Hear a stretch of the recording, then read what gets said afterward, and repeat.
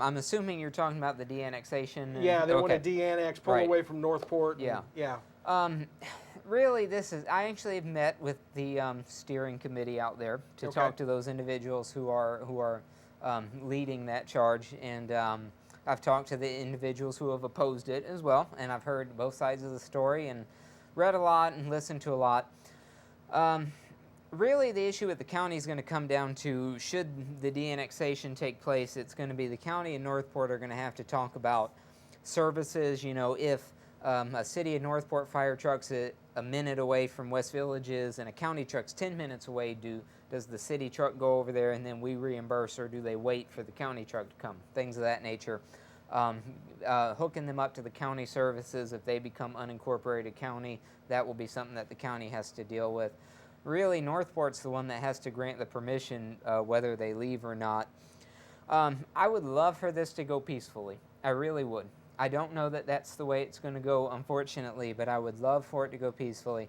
I think this whole thing has been a snowballing issue for a number of years.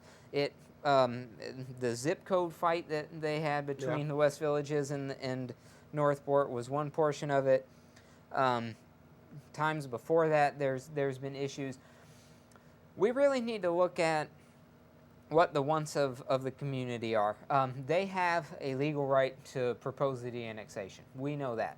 So I have no problem with them proposing that because that's their legal right to do it.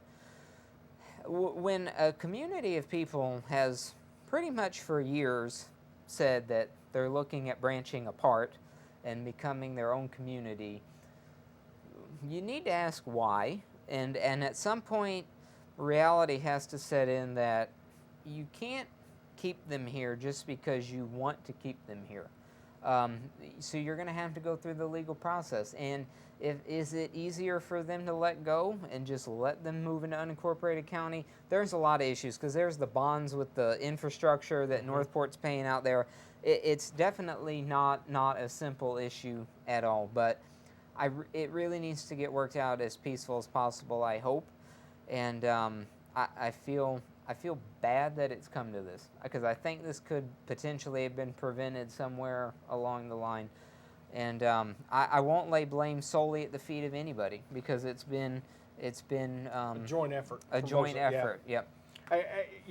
Usually when you get to these types of things, I think you can always go back to, at some point there was bad communication between two people, and it just escalated, and now we're at this situation now. And I agree with you. I think it started a lot with the, I've been here for 9 years, and about 3 or 4 years ago was the big zip code fight thing. And I think it just kept rolling, and everybody's like, okay, we got the zip code thing solved, we'll let it go.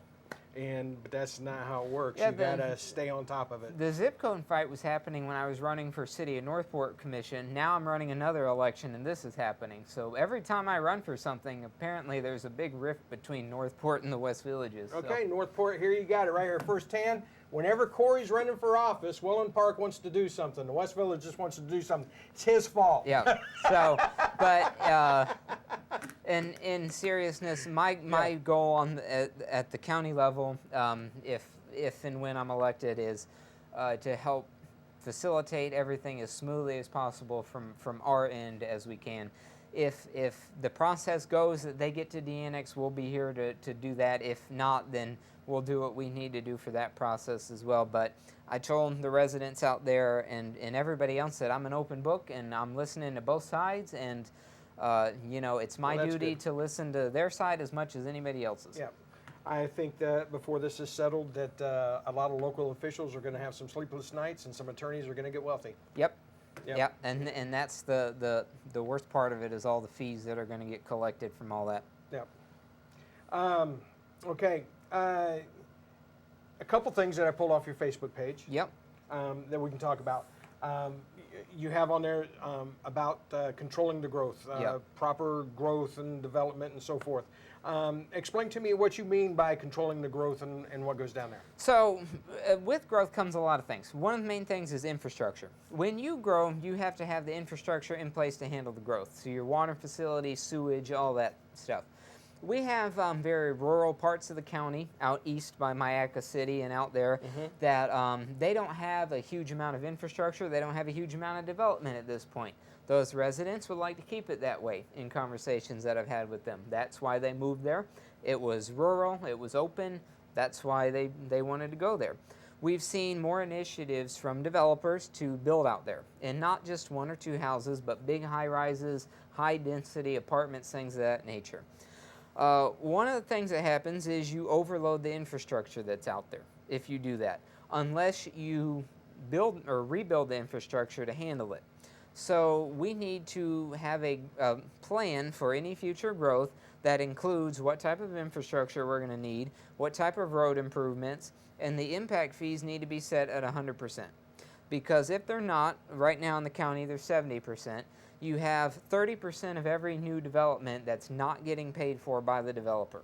So 70% of the, 30% of the impact of that is coming from another fund to pay for any road improvements, drainage improvements, things of that nature. That's why when it comes time, and that's 30% every time, you know, we look at, well, where's the money to fix this road here? Oh, we don't have that money because 30% every time went to all these new developments. And it's not like it's this horrible thing. You know, the developers will say, well, oh, we can't build here if you do that. Yes, they can, and yes, they will. It's their job to look out for their interest, but we don't have to agree with them. You know, what it is that it's unfair to burden the residents every time a new development comes, and every time a road has to be improved because of a new development and the increase in traffic. So that's the type of planning we need to have moving forward. And they change zoning all the time for developers. The developer comes in and says, well, I'd like to build this big high-rise, but I can't until that's zoned commercial high density. Okay, and they put it on the agenda for the next meeting, and they zone it for high density right there. And that's what happens. Well, why can't we do that but favoring our residents, you know, and keep some of that rural zoning for the rural people? The areas that are already high density can be that because they're already that. And we can have some growth, some preservation, and strike a balance. That's what we need to do. And Cory, you got to quit talking common sense. Yeah. Because, you know, it's political office, my friend. Right. And there's no common sense allowed. You know, you're absolutely right. You know, we've got to stop dumping the burden on the back of the existing taxpayers. Exactly. It's just got to come to an end. You know, I brought up with the mayor McDowell last week, you know, one of my beefs, I hated any money that we gave the Atlanta Braves. They're worth $1.7 billion. Let them build their own stinking stadium. Yeah. They got one guy they pay a $130 million contract to. If they could pay him $130 million, they can build their own stadium. We've got to quit dumping on the taxpayers. We just have to. If they're going to build it, I have no problem with them building it. They just got to pay for it. Yeah, you pay for it, the 100% impact fees, and that way any road improvements that were needed because you built there are going to be paid for, and we don't have to take it out of a fund or say, oh, we've got to increase the tax this year because we can't fund our road improvements because we didn't collect the impact fees. And you know what? One thing, and let's say a developer did pull out and say, well, you increase the impact fees, I'm not going to build there. Maybe we'll preserve something every once in a while. Every once in a while, yeah. Yeah. Yeah, you know, my experience, and I've done building, I've been involved in the buildings of hundreds of homes. Yeah. In construction work, but if a builder wants to build, he's going to build. He'll find a way to get it done, you know. Exactly. But it doesn't have to be on the backs of the taxpayers. Right. These are not helpless individuals. They're business people. They know how to do business. Yeah, absolutely. One of the things that you talk about also on your Facebook page is sewage spills. Yep. I'm going to be honest, and I'm probably like a lot of people, I haven't done a whole lot of research in exactly how it is that they do happen, but we keep reading about, never a week goes by anymore in Sarasota County that somebody doesn't have a sewage spill of 2,000 gallons, 10,000 gallons, something. What are we doing that's causing all of this to happen? It's old infrastructure that's being overloaded. Okay. When you look at some of our wastewater treatment facilities that move the water and do all that, some of them are 30, 40 years old. And sometimes that's okay, but not when you add on the level of growth in households and extra septic and toilets and all the stuff that we've added that overload that infrastructure. And we've had issues where the pipe just gets old and it bursts, or there's a bulkhead that's old and it bursts, and it's hundreds of millions of gallons over the past couple of years that spill into the water, into the Gulf. Our environment is the quality of life, is the economy down here. Yeah. You lose the water and the environment, you lose everything. That's why people come. All those restaurants on the water, all the fishing charter businesses, all the tourism that you get from that.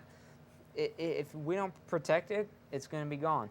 And your environment is your economy. And one of the ways is, I can talk about enacting water standards and clean air standards, which I do, but it doesn't mean a whole lot if a pipe keeps bursting and it leaks sewage. We need to really work with our state and federal leaders to get grants and help fund total infrastructure repair. I mean, it's going to be huge, and I'm not going to sit here and say it's easy, because you got to go through a lot of approvals and construction and all that, and it's costly. It's a huge cost. But it's one of those things that it gets kicked down the road all the time. It's, it's infrastructure, we'll fund it next year, or we'll fund it this year. Eventually, you run out of time. And one of the things that you have to do is every time you grow and build high-density things and where a lot of people are coming in, what's the impact on the infrastructure going to be? That's what we have to ask ourselves. And if the infrastructure that we currently have can't handle it, that's part of what needs to be improved before something gets approved. Or else, you're going to have more spills. I wholeheartily agree with you. In Mayor McDowell last week when I talked to her, she said it's the number one thing coming back that's going to get us. Yep. Is our infrastructure is old, outdated, and it's been neglected. And like too many things, I think infrastructure, a lot of it is out of sight, out of mind. Yeah. People don't ever think about it. Yeah, it's underground. It's just sewage pipes. Yeah. What's that mean? Yeah. We can build this new thing for somebody, or we can approve this and do all this, and then you come down 10 years down the road and you're thinking about, ooh, what about that infrastructure? And then all of a sudden, sewage spill, and you're like, oh man. Yeah, well, and it is our lifeblood here. Yeah. That's just all there is to it. We got to take care of that end. And we absolutely have got to take care of that stuff, or we're doomed. Yeah, and it's already too late for some of it, but the best time to have done this was 10 years ago. The next best time is now, so we have to start now. Yeah. Redistricting measures in Sarasota County has been a hot topic the last couple of years. Mm-hmm.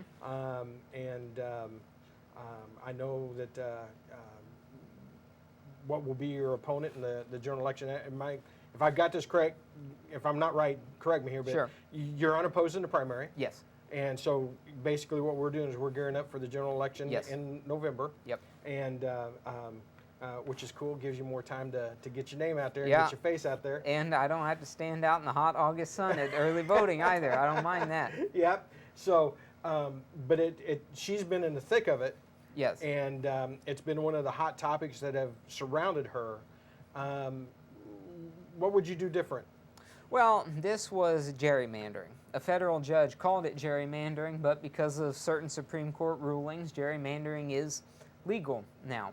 And I fear the rabbit hole now that has opened, because we've seen gerrymandering and redistricting at the state level with Senate districts, at the congressional level, but not as much at the local level with county and city council districts. Well, now one county's just got away with it, and that's our county, by the judge allowing these maps to stand for this cycle.